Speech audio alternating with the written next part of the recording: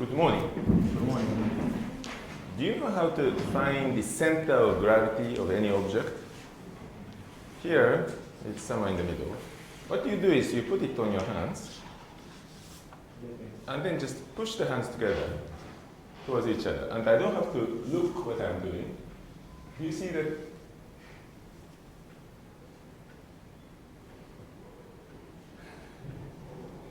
That's where the center of gravity is. It's interesting, huh? So first, one of the hands starts sliding, so this comes too close to the center, but then it stops and the other hand starts. I'm not purposefully doing this. All I'm doing is I'm putting pressure from both sides and just keep going. And automatically, the object finds its own center of gravity. Nice. Okay. Something you can take home each day. Yesterday, we introduced the idea of transversal intersection. You see, things can be intersecting like this, that's transversal. Like this, that's not transversal. Like this, that's transversal. But like this, that's not transversal. And we saw that if you have a transversal intersection, you can jiggle it, you can perturb it, and it's still transversal. And if you have a non-transversal intersection, small perturbation will make it transversal. Okay. So transversal situations are generic. Non-transversal ones, exceptional. As we have met time and again, that's the beginning of topological thinking. So today, we'll begin by learning how to count the number of transversal intersections. We have already done this. We said how many times this and this intersect with plus or minus signs. Do you remember? Sometimes the intersection is plus, sometimes minus. But in order to count plus or minus with signs, we have to have the orientations. So with respect to some orientation, you get plus, some orientation you get minus. So the definition is as follows. Let's suppose that we have an oriented manifold, that is a manifold on which an orientation is chosen. We'll see plenty of examples, so don't worry too much about the actual definition. Let K and L be oriented submanifolds.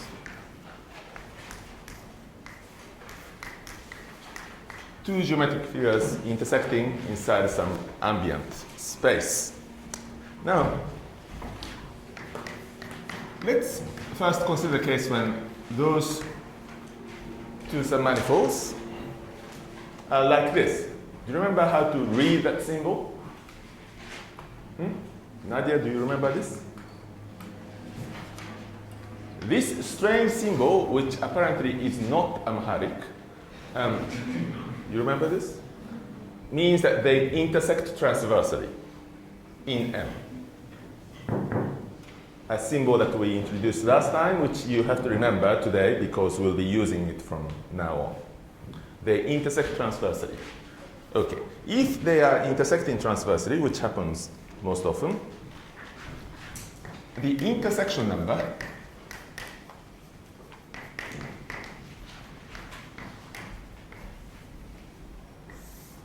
of K and L in this order. So we have to say intersection number K and L, and if you say the intersection number of L and K, the result might be different. K and L in this order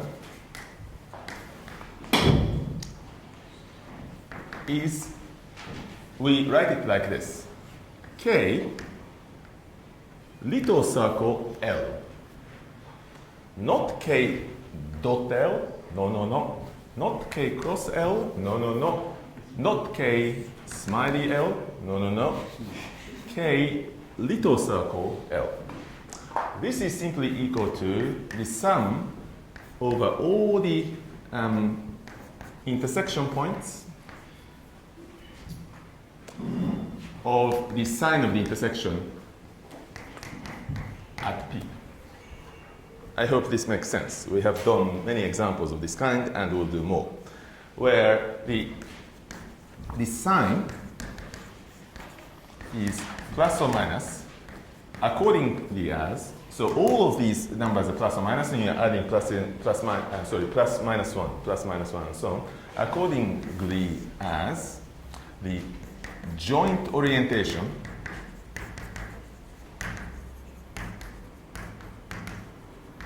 of K and L, again in this order, matches or not, or the same or the opposite, the orientation of M, the ambient orientation of M.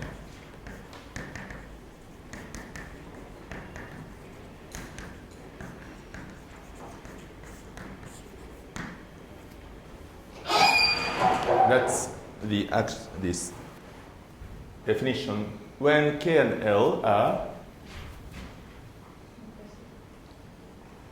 do you remember what this means? What does it mean? They intersect transversely. Please practice saying this word a few times. Transversely. Okay. They intersect transversely. Excellent. So people now remember what this means. Now, suppose that in contrast, they don't intersect transversely in M. Yeah? What do we do? Well, the thing that we always do in mathematics, let's first deform this situation, K and L, into transversality. Funny expression, but I hope you understand what it means. So you shake them, and then you make the intersections transversal, and then you apply the definition. Okay? So that's, and then count.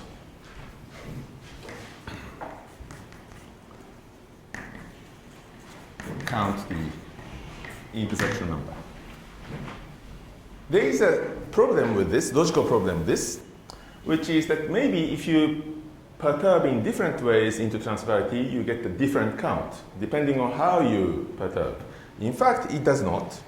The fact that this number does not depend on the way you perturb, the intersection number is independent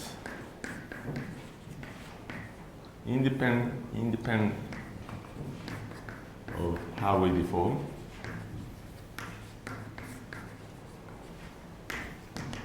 Will be proved later on in corollary. I'm going to write it later on, 18 later.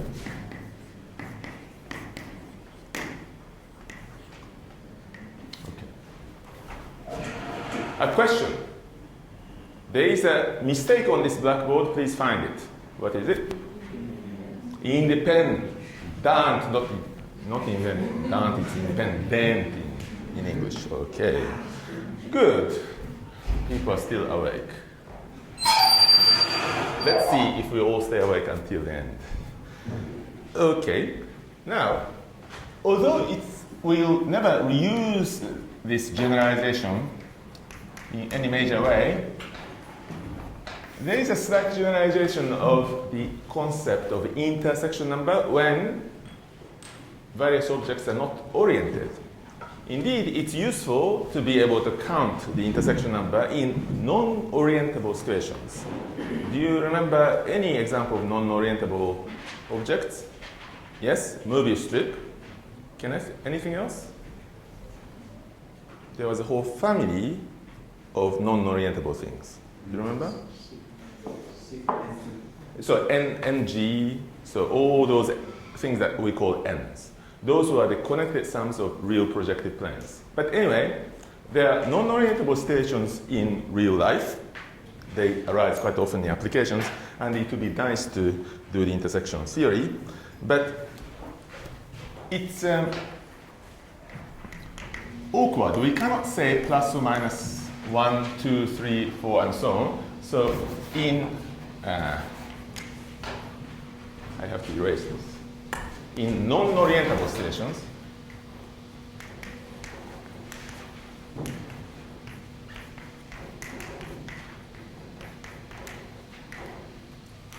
for example, on NG, that's correct. We can do the theory.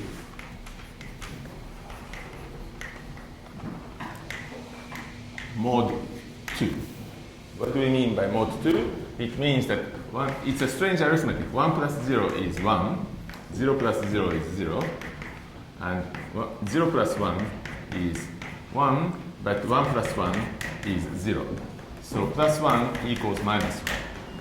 So we don't have to worry whether something is plus or minus. All we know is that something exists or does not exist, and if it exists twice, then it's 0. That's mode 2. And if you do this, we don't have to worry about orientation. As you can imagine, this is less powerful than the integer intersection theory, but sometimes it's useful. Okay, let's see an example so that we understand what this number is. Please draw an enormously large torus because we need all that space. And the first curve that we shall draw is this curve.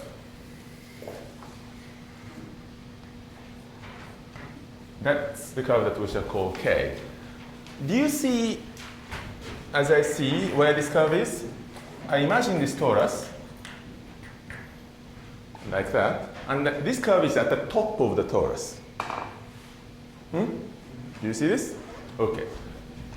By the way, if you're drawing that kind of picture, you should not draw it like this, because this curve does not look like it's on the top of the torus. This curve looks like it's on the top of the torus. You see the difference?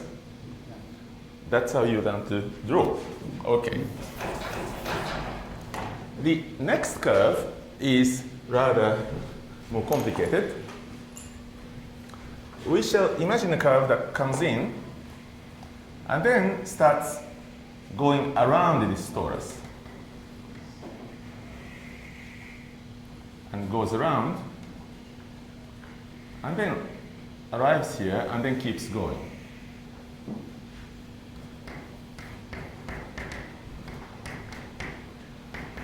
I'll explain what this is, and then goes in the back and then comes out in front. And we shall call this L, and it will be going in this direction. And here it will go up in this direction. Do you see what this does? Imagine a torus, and this curve is on the outside of the torus, but at this point, when it comes in front of you, it bends and goes around this torus once and twice. And then it keeps going on the outside of the torus. And then comes back, again, once, twice. I hope you can picture this. Okay, yes? Any question? And we are going to introduce an orientation on the torus, which will be the one that you expect. E1 and E2 in this order, as seen from the outside. All right? Now, a question. The yellow curve K and the pink curve L intersect in how many points? Twice. This is one intersection, this is another intersection. That's correct. What is the sign of this intersection on the left? Any takers?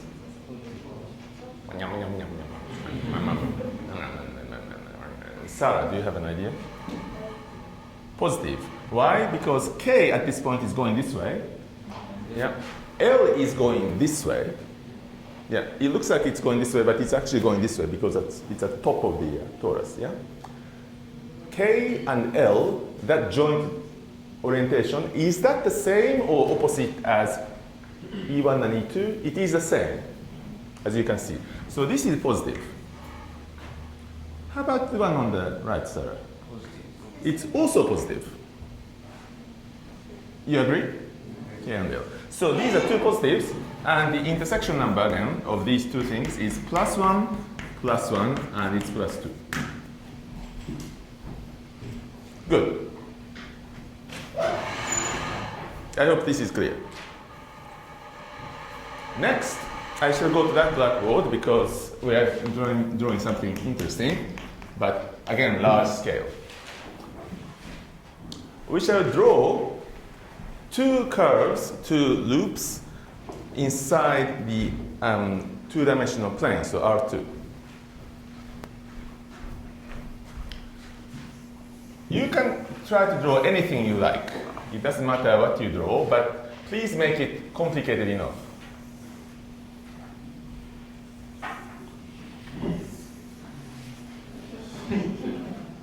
Wow, can you distinguish them? Maybe I should use different colors. Let me use different colors. The advantage of color vision. Now, when I use colors, I'm going to draw something different. Oh, okay, I'm going to trace because I cannot draw it again. Okay, I'm going to trace these things. That's yellow.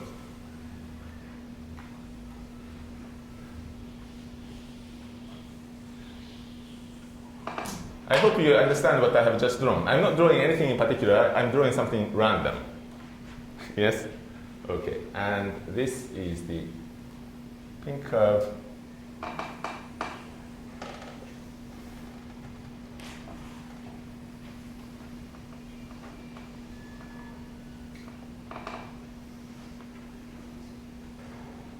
Yep. Okay. Let's say that the pink curve is going this way.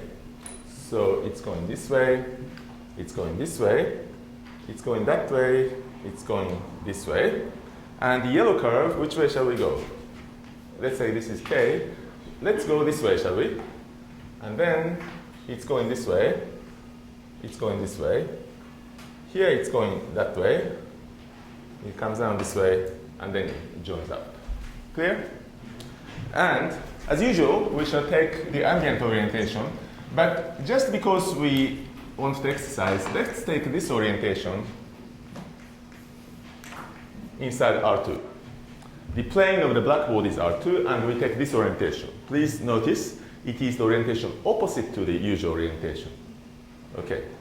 Now, there are people who are feeling sleepy because all of this is easy, but let's count. How many intersections are there? Lots. Here. Please count because I'm going to lose count. And also, I cannot count beyond 3. 1, 2, 3, many, many, many, many, many, many, many, many, many, many, many, many intersections. How many? 14 intersections. What? 14, 15? Which one is it? I'm afraid that there are people in this room who cannot count. Okay. Let's figure out what the signs are. Okay. How about this? Let's ask Hamid, for example. Hamid, good morning. No, I know that you're working very hard, so I'm sorry to interrupt, but this intersection, is it positive or negative if the ambient orientation is like this? So I'm talking about K, L in this order. So K here is going this way, and L is going this way. K and L. Is that positive or negative with respect to this?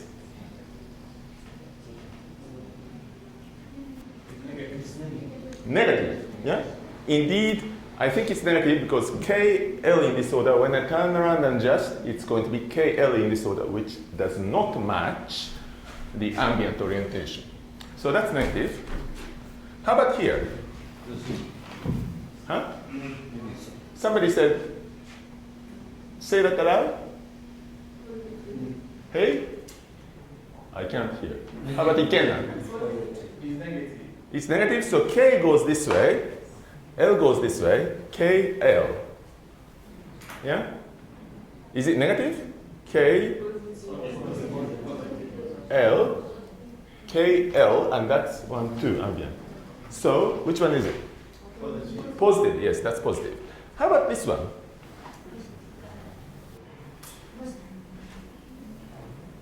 K and L this way. That's negative. What do you think now? Without thinking, what do you think this is? Positive. I think it's positive too. I think I have detected the same pattern that all of you are detecting. And let's check that it is positive. Here, k is going this way. Here, k is going this way. No, it's going this way. Thank you very much. And L is going this way. K and L, if you look at this, 1, 2, it is positive. So I think this is negative. No? This is positive. This is probably negative. This is positive. But if this is positive, this had better be negative, right? But it is. So 1 minus. Now, what is this? It should be positive. And let's check that it is positive because it's been a long time. So K and L.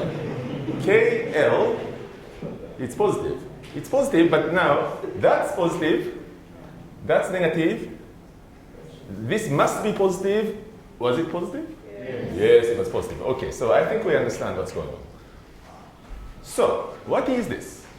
It is equal to minus 1 plus 1, minus 1 plus 1, minus 1 plus 1, minus 1 plus 1, minus 1 plus 1, minus 1 plus 1, minus 1 plus 1. Which equals? 0. Interesting. Question. Can we draw in R2, with any orientation, two loops, intersecting loops,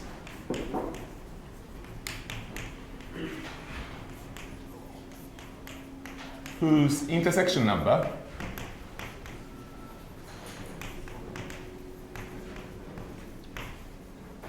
is not 0? Question. Well, Al-Zahra is shaking her head. And indeed, in this example, there is a pattern which seems to result in automatic 0. But we don't know that it's always the case. There is some evidence, because in this case, these will have different signs, opposite signs. In this case, these will have opposite signs, and so on. So experimentation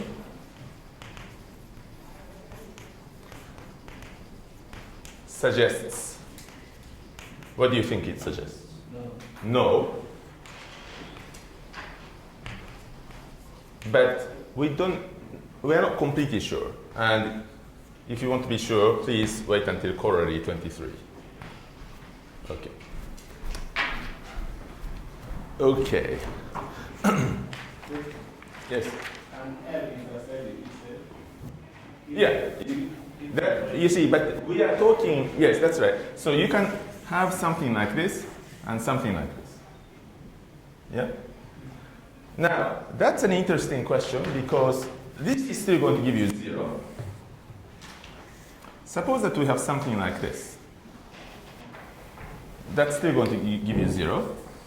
What if we have something like this? You think it's going to give you 0? Maybe it's going to give you 0, and so on. There are many different possibilities.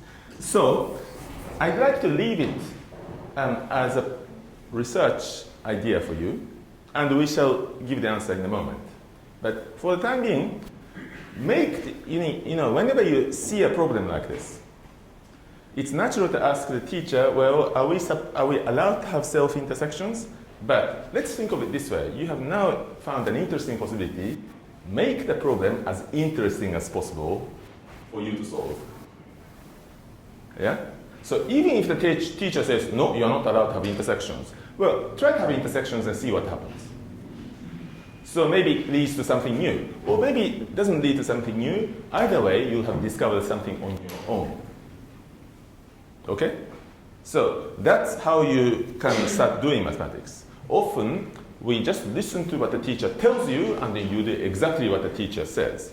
But you, I'm very happy, have found an interesting window of possibility, your own possibility, so you should investigate it on your own. Yeah? Even if I say yes, no. Ignore what Tadashi says. You are doing mathematics on your own. Okay, that was a lot of detailed explanation. So let's go on to a few more bits of general theory. We said earlier that the order in which we count the intersection number, KL, was important. Let's see what happens if we take the submanifolds in the opposite order, L, little circle K. How is that related to KL? Well, it's obvious to all of us that it's going to get plus or minus sign. But it doesn't always become minus, it turns out. Instead, we have a sign which is minus 1 to the power small k times small l, where, as you can imagine, small k is the dimension of capital K, and the small l is the dimension of capital L. Please note that this is minus 1 to power k times l, not k plus l. Okay. This is what happens. And you should be able to do experimentation on yourself. And here is how it works in general. Let's say that you have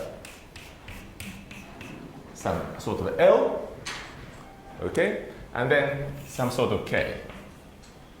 This is a very abstract picture, so you have to exercise your imagination.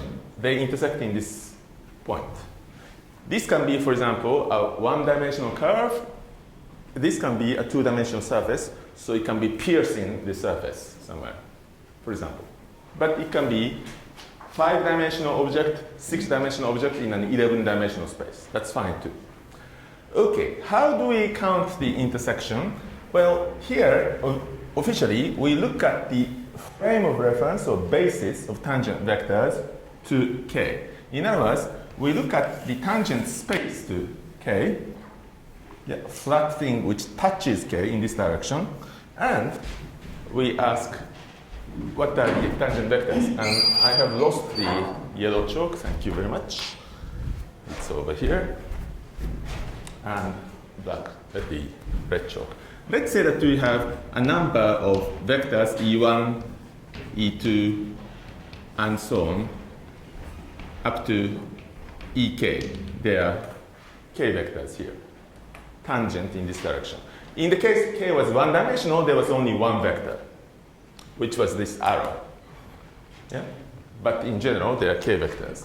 Similarly, we are going to take the tangent plane to L, and then we shall consider vectors F1, F2. These are all independent. Up to how many of them are there? FL, so FL. Okay, so that's the situation that we have. Okay, so let's say that E1, EK, and F1 through FL define the joint orientation.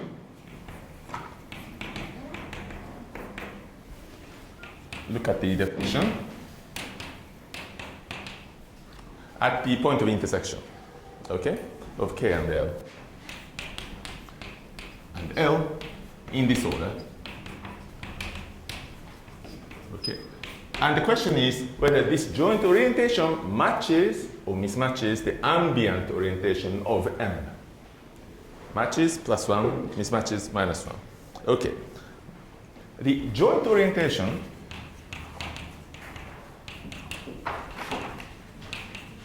now of L and K in the opposite order, the opposite order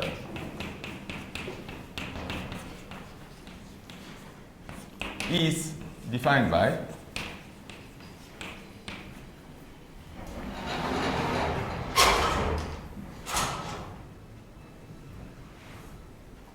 I think I'm going to write it like this. So F1 through FL, E1 through EK, in that order.